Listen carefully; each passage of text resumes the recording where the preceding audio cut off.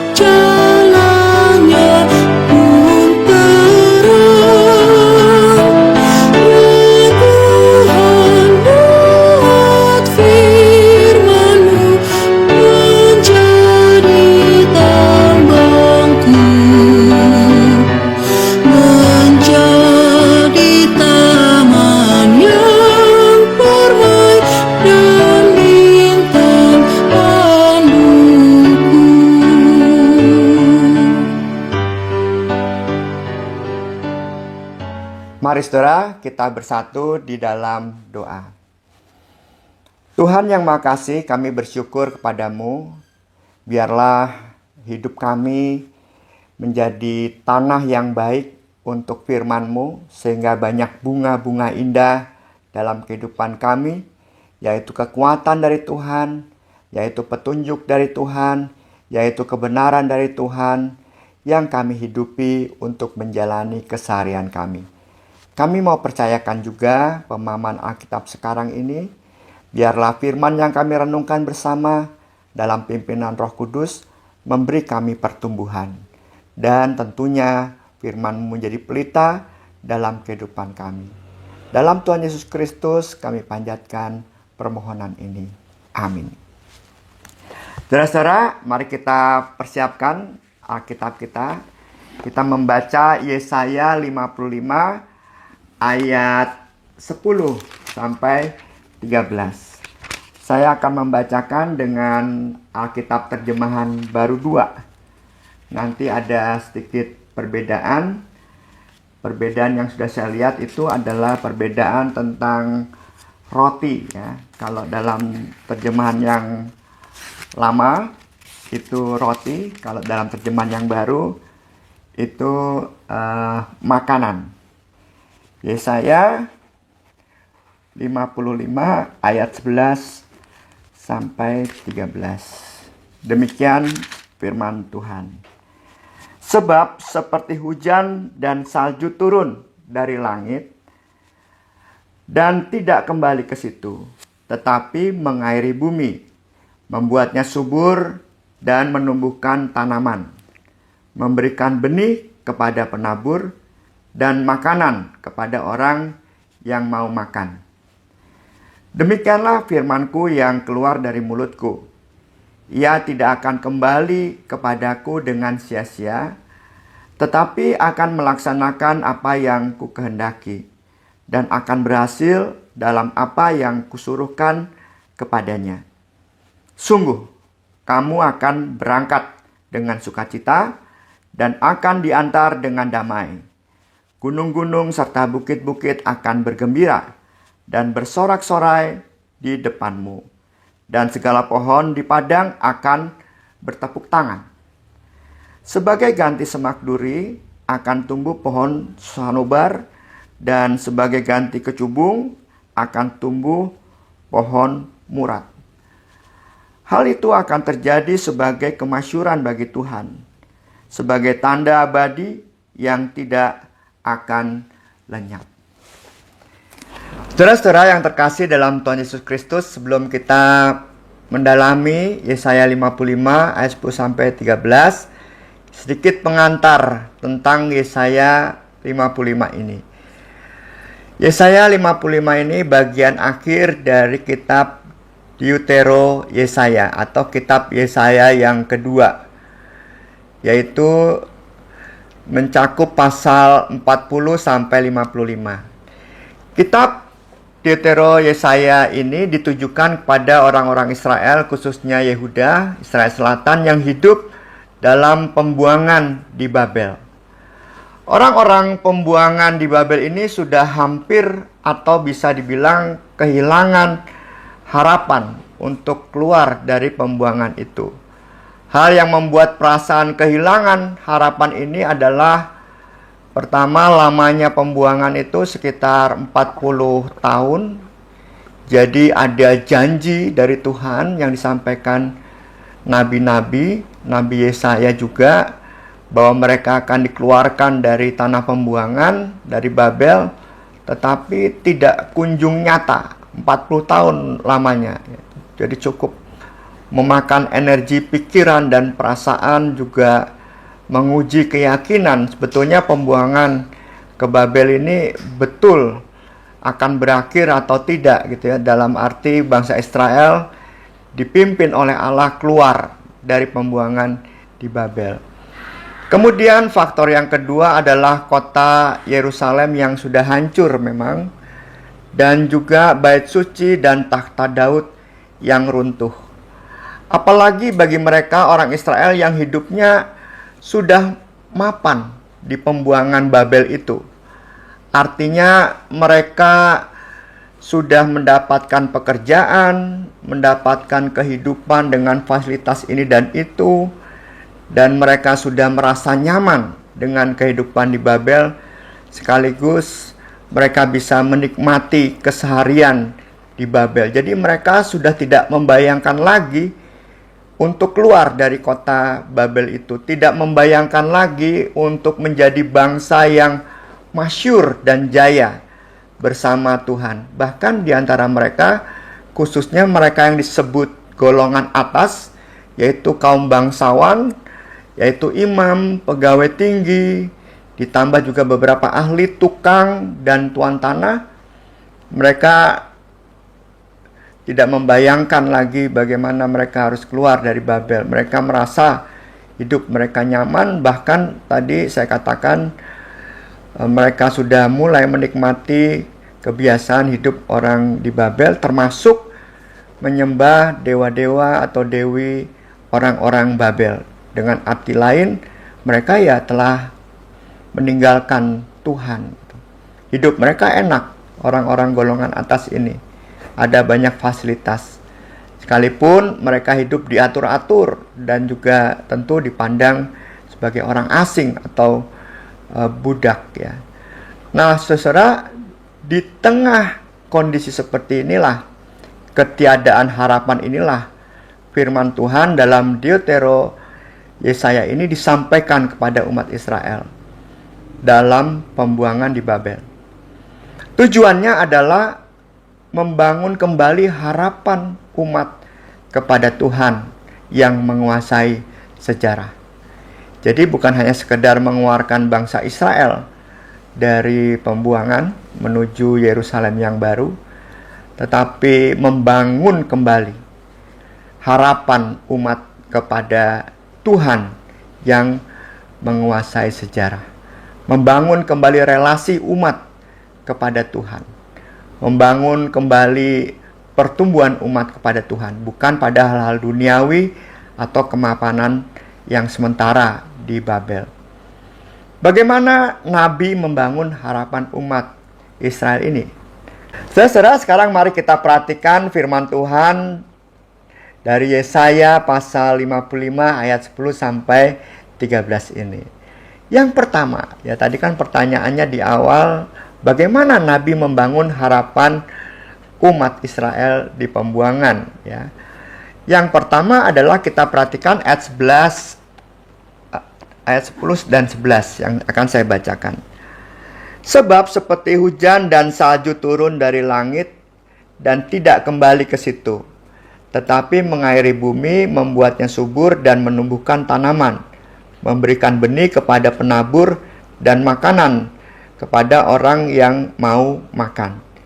Demikianlah firman-Ku yang keluar dari mulutku.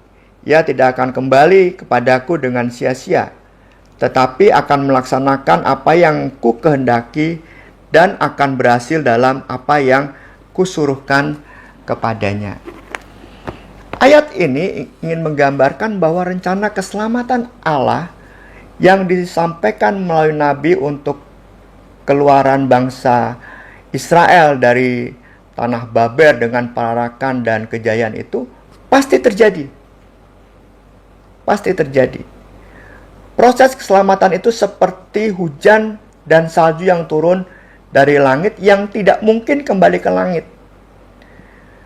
Melainkan hujan dan salju itu mengairi bumi, kemudian membuat bumi subur, kemudian menumbuhkan tanaman, kemudian menyediakan benih bagi penabur, dan makanan kepada mereka yang mau makan. Jadi dengan kata lain, rencana keselamatan Tuhan itu tidak mungkin batal, tapi pasti. Ya, umat tentu bertanya-tanya, kalau pasti kenapa sampai 40 tahun belum terjadi gitu. Ya, bahkan mungkin kalau saya seorang pemuda pada waktu itu sampai orang tua saya meninggal di tanah pembuangan, tapi keselamatan belum terjadi gitu. Dan di sini kan menimbulkan keraguan dalam diri umat Israel. Nah, ditegaskan dalam ayat 10 seperti salju dan hujan. Rencana keselamatan Allah itu tidak mungkin batal. Pasti terjadi, tetapi tidak instan gitu ya kira-kira. Kemudian ditegaskan lagi dalam ayat yang ke-11, demikianlah firman-Ku tidak akan kembali kepadaku dengan sia-sia, tetapi akan melaksanakan kehendak-Ku dan pasti berhasil. Firman-Ku yang dimaksud di sini adalah rencana atau rancangan keselamatan dari Allah yang disampaikan oleh Nabi Yesaya. Itu pasti terjadi. Kita bisa melihat dalam Yesaya 55 tadi ayat yang ke-8, saudara. Saya bacakan. Sebab rancanganku bukanlah rancanganmu dan jalanmu bukanlah jalanku. Demikianlah firman Tuhan. Jadi dikatakan demikianlah firmanku tadi. Ya. Jadi firmanku yang dimaksud adalah rancangan Allah itu pasti berjalan. Nabi meyakinkan hal ini. Nah, sekaligus saudara, firman Tuhan yang di ayat 10 dan 11 ini menghujam mengkritik ya tentang kemapanan yang dirasakan oleh golongan atas tadi.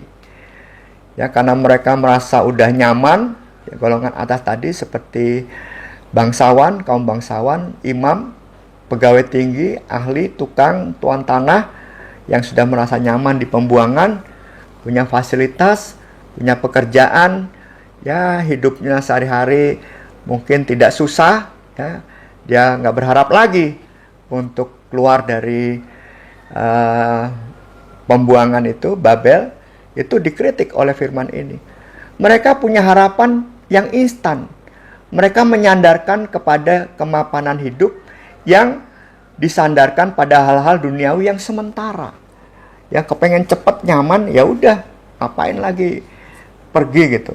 Fasilitas sudah ada, kekayaan sudah ada, penghasilan sudah ada, pekerjaan ada gitu. Nah, dengan firman Tuhan tadi dikritik gitu. Kenyamanan mereka adalah kenyamanan sementara, instan. Ya, harapannya harapan yang fana gitu. Tidak, bukan harapan yang kekal gitu. Bersandar pada kemapanan duniawi yang hilang gitu. Nah, Tuhan menguasai sejarah. Ya, sejarah. Tuhan menguasai kehidupan kita ini gitu. Tuhanlah yang membentuk kita sampai hari ini. Bahkan di tengah pergumulan dan kesusahan, ya Tuhan bersama kita di tengah itu. Ini saya sengaja Bapak Ibu Saudara berganti baju dengan baju yang seperti ini, putih. Ini betulnya dari Karung Goni, ini bajunya. Mau mengajak kita mengumpamakan ya tentang Tuhan yang menguasai sejarah. Waktu kita lahir bayi gitu Bapak Ibu. Tentu nggak ada yang ingat masa bayi kita, tapi kan kita ceritain orang tua ya, atau bisa melihat ketika kita punya anak sendiri gitu. Saya punya anak sendiri. Kita bayangkan seorang bayi yang baru lahir. Kalau nggak ada orang tua atau orang yang merawat, bagaimana segede saya seperti sekarang ini? Nggak dikasih susu, nggak dikasih makan. Nah, dirawat, diganti popoknya, dimandiin, siapa yang melakukan semua itu gitu? Ya orang lain, walaupun orang tua, orang yang mencintai kita, yang memberi makan, yang banting tulang katanya, ya, sampai kepala di bawah, kaki di atas untuk membeli susu anak-anak gitu, karena air susu tidak mencukupi dari pabrik aslinya, ya, dari pabrik yang nggak asli, jadi dibutuhkan itu berapa lama ya kehidupan itu terbentuk sampai hari ini. Itulah cara Allah menolong seorang manusia seperti saya ini sampai usia 45 tahun lebih. Allah menguasai sejarah kehidupan ini. Dengan proses yang panjang saya ada sampai hari ini. Nah, orang-orang yang mapan pada waktu itu diingatkan. Jangan bersandar pada kemapanan duniawi. Karena yang membuatmu sampai sekarang ini adalah Allah. Allah yang menguasai kehidupan kita, yang merencanakan dan merancang. Dan firman ayat 10-11 tadi mengingatkan kembali lagi kepada mereka. Jangan mapankan hidup pada hal yang fana. Mapankan hidup pada Allah. Jadi dengan sisi yang lain juga, Tuhan tidak hanya sekedar membawa bangsa Israel keluar dari tanah pembuangan ke Yerusalem yang baru, tetapi Tuhan ingin mengajak mereka hidup bersama Tuhan dan bertumbuh bersama Tuhan melalui firman-Nya. Keluar dari Babel artinya keluar dari kemapanan yang duniawi menuju kepada kemapanan yang ditawarkan Allah, bertumbuh bersama Allah dalam relasi dengan Allah. Lalu yang kedua, saudara, kita bisa baca dalam ayat yang ke-12 dan ke-13. Saya bacakan. Sungguh kamu akan berangkat dengan sukacita dan akan diantar dengan damai. Gunung-gunung serta bukit-bukit akan bergembira dan bersorak-sorai depanmu. Dan segala pohon di padang akan bertepuk tangan. Sebagai ganti semak duri akan tumbuh pohon sanobar, dan sebagai ganti kecubung akan tumbuh pohon murad. Hal itu akan terjadi sebagai kemasyuran bagi Tuhan, sebagai tanda abadi yang tidak akan lenyap. Dan yang kedua, saudara, ini meyakinkan lagi ya, tetapi ada lebih dari itu. Tapi saya mau menunjukkan hal yang meyakinkan lagi bahwa keselamatan itu akan terjadi. Di kata sungguh, ya, di ayat ke-12. Sungguh kamu akan berangkat Nah, dari tanah pembuangan itu dibebaskan oleh Tuhan dengan sukacita dan akan diantar dengan damai. Nah, berangkat dengan sukacita dan diantar akan damai ini faktor yang ditekankan di ayat 12 dan 13 ini.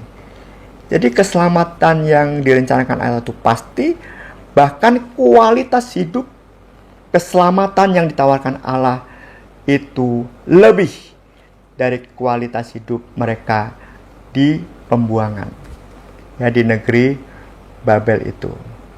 Nah, jika dipertentangkan dengan kualitas hidup kemapanan golongan atas tadi, kemapanan hidup dalam keselamatan Allah ini tidak fana, tidak sementara, tetapi abadi, tidak akan lenyap. Seperti di ayat 13 dikatakan, hal itu akan terjadi bagi kemasyuran Tuhan sebagai tanda abadi yang tidak akan lenyap. Jadi kualitas keselamatan dari Tuhan ini melebihi kualitas yang ditawarkan oleh dunia gitu. Jadi keabadian, jadi ketidakakanlenyapan itu bukan sesuatu yang jauh dari umat itu nanti suatu saat gitu ya, bukan. Tetapi saat kamu gitu ya, mapan kembali kepada Tuhan dan mulai bertumbuh, diairi hidupmu dengan firman seperti hujan dan salju mengairi bumi, dan kamu bertumbuh relasinya dengan Tuhan, maka kamu akan mendapatkan damai, sukacita, kegembiraan yang abadi, bukan sementara. Kalau di dunia kan, kalau selama kita punya harta benda, fasilitas, nyaman. Tapi kalau udah hilang, nah pusing. Misalnya kita punya kerja nyaman, saat COVID kemarin, banyak orang yang di PHK, bukan pusing lagi, tapi udah nggak bisa mikir, ya kan? Nah itu tidak ada yang abadi, segala sesuatunya. Nah tetapi di dalam Tuhan, bertumbuh bersama Tuhan, itu kedamaian, sukacita, kegembiraan, kemenangan, itu akan abadi. Nah di bagian akhir pernyataan saya ini adalah bagian yang serem.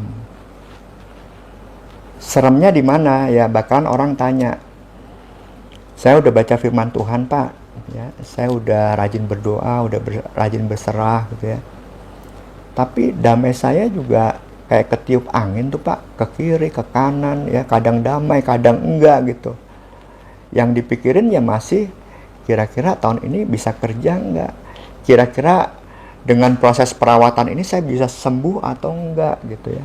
Kira-kira persoalan rumah tangga saya hadapi ini bisa selesai sampai kapan ya, atau pergumulan-pergumulan hidup yang lain. Kenyataannya seperti itu Pak gitu. Nah, damai yang abadi yang tidak akan lenyap, sukacita yang abadi tidak akan lenyap. Kemudian tadi kemenangan hidup, kegembiraan abadi tidak akan lenyap tuh di mana gitu. Nah, ini pertanyaan yang sukar. Sama seperti orang-orang Israel pada waktu itu, 40 tahun. Ngomong terus nabi-nabi bakalan diselamatin, bakalan keluar dan seterusnya. Tapi mana kenyataannya gitu ya. Nah, saudara, pertanyaan yang serem ini saya mau jawab dengan kisah ya. Jadi pengalaman saya berkunjung ke Tante Tina yang tinggal di Kejaksaan. Usianya sudah 80 tahun lebih. Sekarang sakit ya, belum sembuh-sembuh, bisa dibilang begitu. Nah, sekarang waktu sebelumnya itu saya kalau berkunjung ya suka nyanyi ya, mengumpulkan puji-pujian tuh di jendela sebelah kiri, di kaca sebelah kiri ya. Jendela itu banyak tulisan lagu-lagu. Sekarang Tante Tina itu punya kebiasaan baru, menulis atau mengumpulkan atau mengingat kembali firman Tuhan yang pernah dibacanya. Ya, lalu minta anak-anaknya itu mencatatkan firman Tuhan itu di sebuah kertas. Nah, catatannya seperti ini kira-kira. Saya tunjukkan kepada saudara ya, sepintas saja.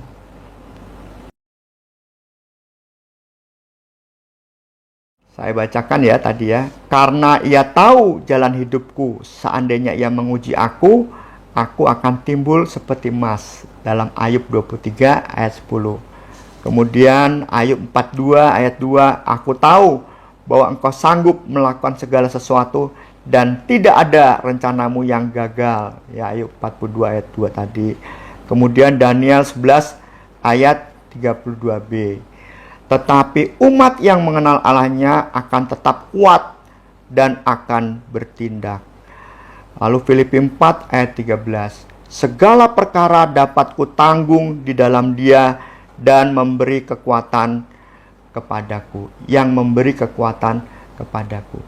Dan yang saya kagum, saudara, semua ayat yang diingatnya itu dan bisa dikatakan kepada saya tanpa melihat Alkitab lagi itu dipercayai, diyakini.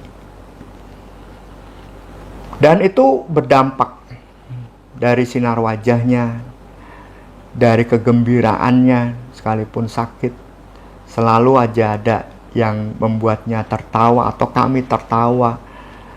Dan kalau udah ngedoain saya, Bapak Ibu dan Saudara, itu doanya bukan sekedar doa ucapan belaka, tetapi sungguh seperti Tuhan yang berbicara kepada saya. Saya nggak mengada-ada ini. Bapak Ibu datang aja ke tempat Tante Tina dan coba buktikan apa yang saya rasakan.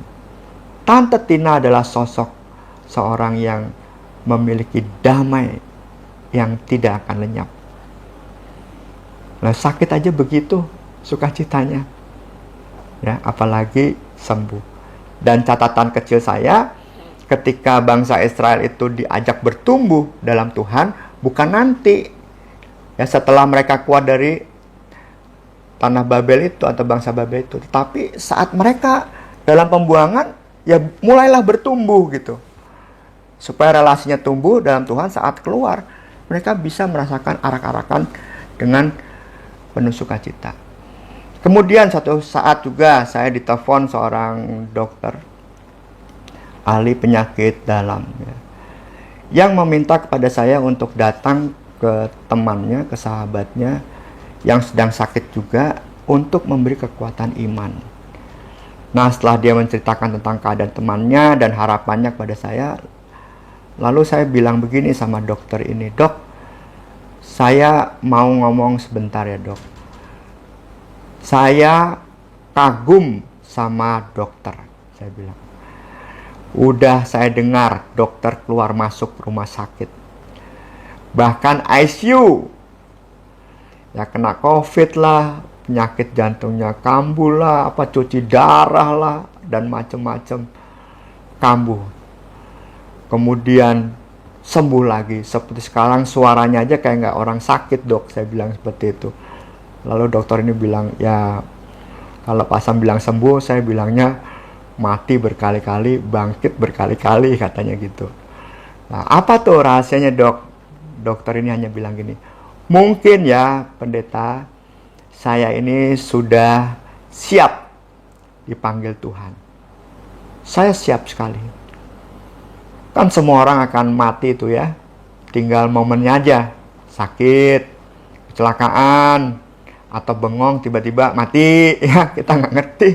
Nah, pokoknya ada alasan lah orang untuk mati. Nah, saya mungkin karena siap aja dipanggil Tuhan. Karena apa ya? Hidup kita dipimpin Tuhan, mati juga ke rumah Tuhan. Jadi apa yang mesti kita takutin? Mungkin keadaan siap saya inilah yang membuat saya itu ya easy going gitu ya. Dari dokter ini juga, saudara, saya melihat yang namanya damai dan sukacita yang abadi. Hidupnya tidak tergantung diagnosa dokter. Ya, sesuatu yang fana kan begitu. Gimana diagnosanya baik, kita senang. Diagnosanya buruk, kita sedih, pusing ya. Ya apa namanya? Ya sedih, pusing gitu. Tapi bukan berarti nggak boleh dengar berita baik gitu.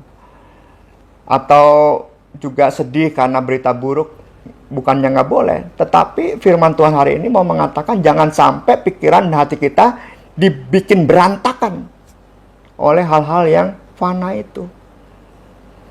Ya bergantunglah pada Tuhan, berserah, bertumbuh gitu. Seperti dokter tadi. Masuk ICU, ya mungkin berita buruk, harus cuci darah. Ya easy going gitu. Itu memang harus dilakukan. Tetapi bertumbuh, tetap berharap kepada Tuhan, itu yang utama. Nggak boleh, enggak.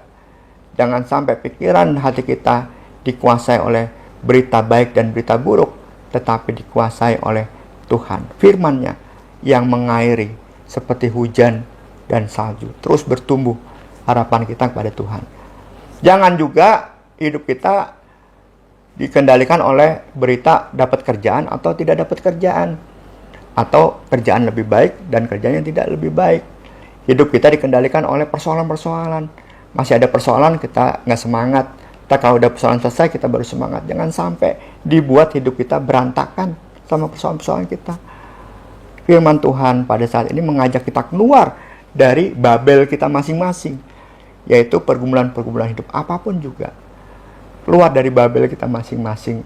Ya, biarkan diri ini diairi ya oleh firman Tuhan seperti hujan dan salju itu gitu ya.